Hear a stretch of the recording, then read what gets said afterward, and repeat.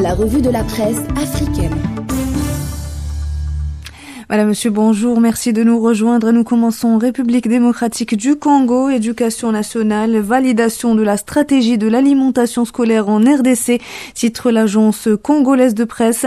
Le document de la stratégie nationale de l'alimentation scolaire en République démocratique du Congo a été validé hier à Kinshasa au cours d'un atelier organisé par le ministère de l'Éducation nationale en collaboration avec le Programme alimentaire mondial.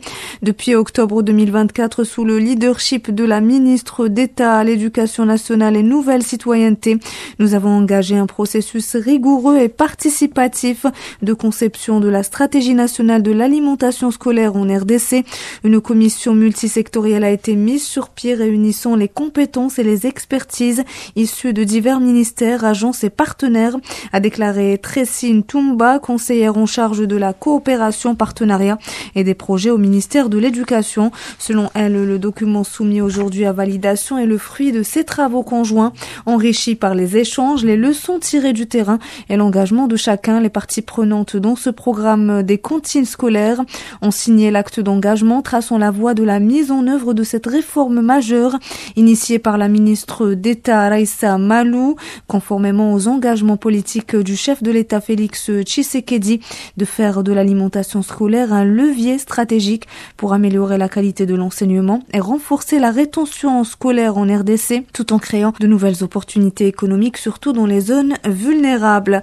Côte d'Ivoire, Afrobasket Dames 2025, le ministre Adjé Silas salue l'engagement du gouvernement ivoirien en faveur de la diplomatie sportive africaine, titre l'agence ivoirienne de presse.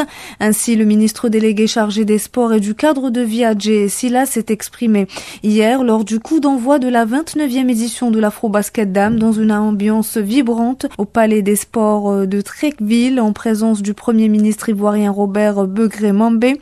Au nom du gouvernement, il a exprimé une profonde gratitude au président de la République Alassane Ouattara pour sa vision d'une Côte d'Ivoire rayonnante, accueillante, festive et travailleuse, de même que la première dame Dominique Ouattara saluée pour son engagement constant envers la cause des femmes. Cette heureuse circonstance m'offre l'agréable occasion de remercier tous ceux qui ont rendu possible l'accueil de cette grande messe du basketball féminin africain, a déclaré Adjé Silas.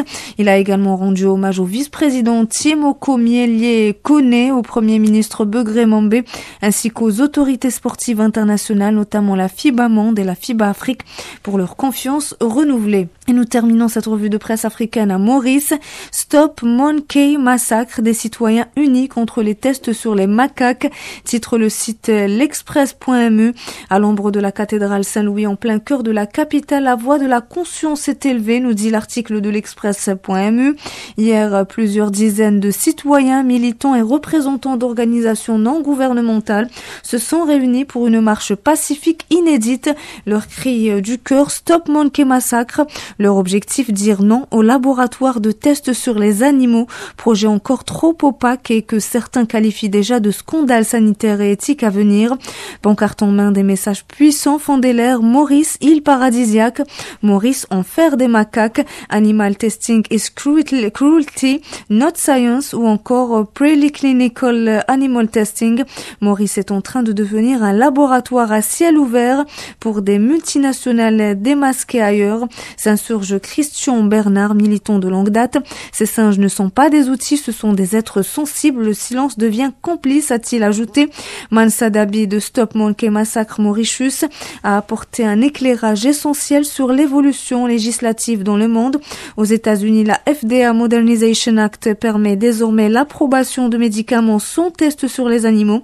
La National Institute of Health recommande les méthodes alternatives. En Europe, on suit la même direction. Alors pourquoi Maurice ferait-elle marche arrière, s'interroge Mansa Dabi de Stop Monkey Massacre Mauritius, toujours selon le site l'express.mu. Et nous arrivons à la fin de cette revue de presse africaine. Merci à vous, chers auditeurs, pour votre écoute. Tout de suite, la rubrique Zoom in Africa signée Iman Noued.